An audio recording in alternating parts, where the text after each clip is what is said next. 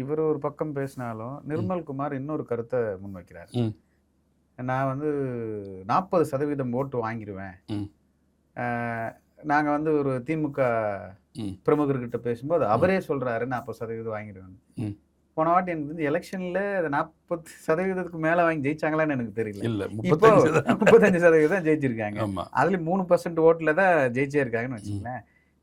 இந்த நிலைமையில 40% ஓட்டு வாங்குவேன்னு எதன் அடிப்படையில இவர் சொல்றாரு? அதாவது இவர் இதெல்லாம் சிஎம் என்ற ஒரு நம்பிக்கையை வந்து மூளைக்குள்ள புகுத்துறாங்களா சில பேர்? இவங்களை வந்து ஒரு மூளைச்சலவை செய்யறாங்களான்றது தான் புரியல. உட்டோபியன் சோசியலிசம்னு ஒன்று சொல்லுவாங்க, ம். கேள்விப்பட்டிருக்கீங்களா? அதாவது வந்து கற்பனையிலே வந்து ஒரு சமூகத்தை கட்டமைத்து அதில் ஆட்சி அமைத்து அதில் அதிகாரத்தில் போய் அதை வந்து கனவுலகத்திலே ஒன்று கட்டமைச்சு அந்த கனவுலகத்தை ஒருத்தருக்கு வந்து ட்ரான்ஸ்ஃபர் பண்ணி, இப்போ நான் என்னுடைய கனவுலகத்தை உங்களுக்கு ட்ரான்ஸ்ஃபர் பண்ணிடுவேன், நீங்களும் அந்த கனவுலகத்திலே இருப்பீங்க. நீங்கள் இதே மாதிரி லட்சக்கணக்கான பேருக்கு வந்து ட்ரான்ஸ்ஃபர் பண்ணி இந்த கனவுலகத்தை வலுவாக்குறதுக்கு உண்டான எல்லா வார்த்தைகளையும் நான் இடையில உங்களுக்கு சொல்லிக்கிட்டே இருப்பேன்.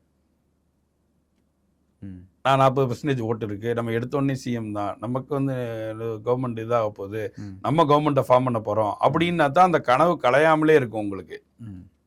சரியா? இது எங்கே போய் அவங்களுக்கு சிக்கலை ஏற்படுத்தும்னா களத்தில் தான் ஏற்படுத்தும். ஓகே, களமாக நீங்கள் கீழே இறங்கும்போது நிறையா ரியாலிட்டிஸை சந்திப்பீங்க.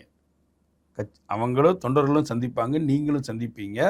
அதை லாங் டேர்மாக ஒரு கட்சியை கொண்டு போகிறதுக்கு இது போன்ற கனவுலக வார்த்தைகள் வந்து பயன்படாது. அது நாளைக்கு, அதாவது அமமுக ஆரம்பித்த போது பல தரப்பினரும் வந்து தங்கள் கை காசை போட்டு அந்த கட்சியை நடத்தினாங்க.